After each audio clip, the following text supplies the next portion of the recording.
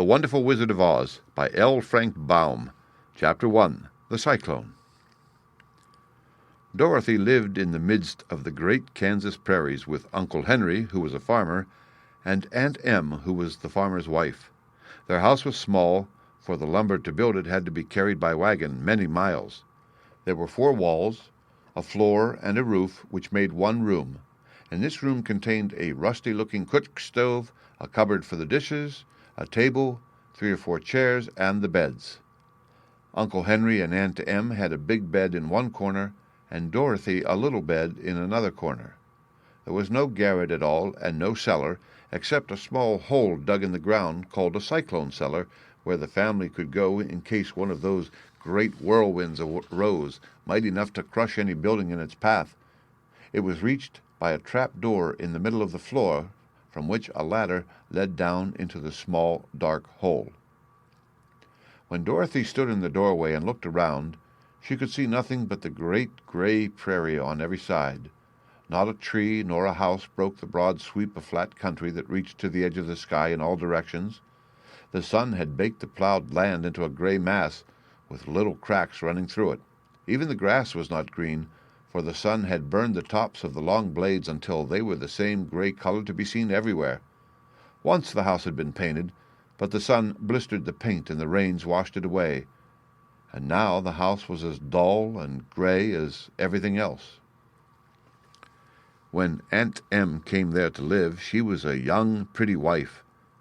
The sun and wind had changed her, too. They had taken the sparkle from her eyes and left them a sober gray.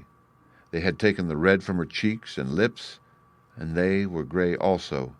She was thin and gaunt and never smiled now.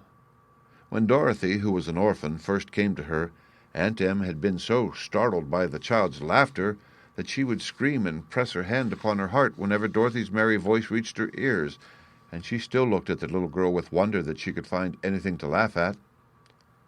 Uncle Henry never laughed. He worked hard from morning till night, and did not know what joy was. He was gray also, from his long beard to his rough boots, and he looked stern and solemn and rarely spoke. It was Toto that made Dorothy laugh, and saved her from growing as gray as her other surroundings. Toto was not gray. He was a little black dog with long, silky hair and small black eyes that twinkled merrily on either side of his funny wee nose. Toto played all day long, and Dorothy played with him and loved him dearly. Today, however, they were not playing. Uncle Henry sat upon the doorstep and looked anxiously at the sky, which was even grayer than usual. Dorothy stood in the door with Toto in her arms and looked at the sky, too. Aunt Em was washing the dishes.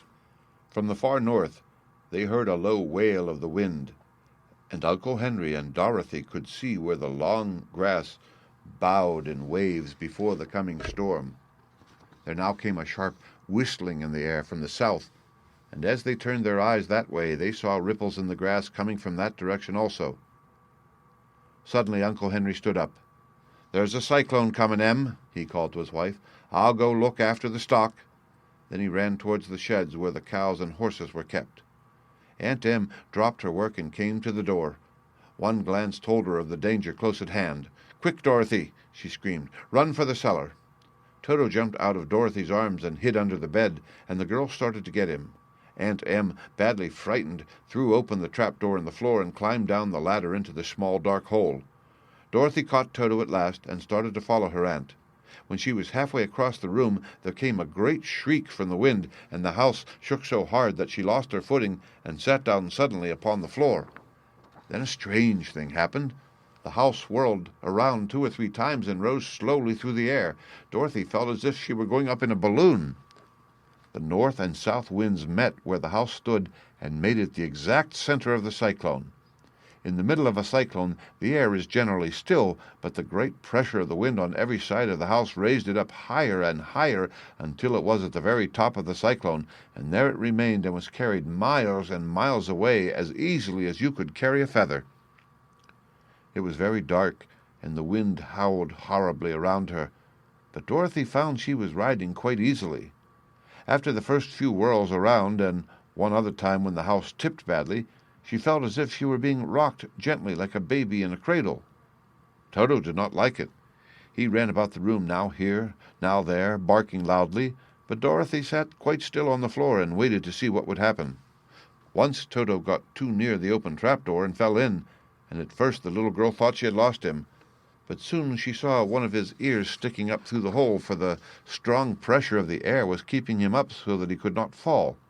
She crept to the hole, caught Toto by the ear, and dragged him into the room again, afterward closing the trapdoor so that no more accidents could happen.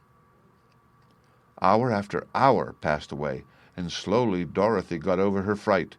But she felt quite lonely, and the wind shrieked so loudly all about her that she nearly became deaf.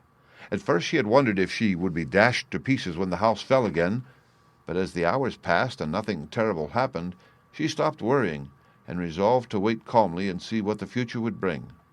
At last she crawled over the swaying floor to her bed and laid down upon it, and Toto followed and lay down beside her. In spite of the swaying of the house and the wailing of the wind, Dorothy soon closed her eyes and fell fast asleep. The end. Read by Rick Kistner for Lit2Go on the web at fcit.usf.edu.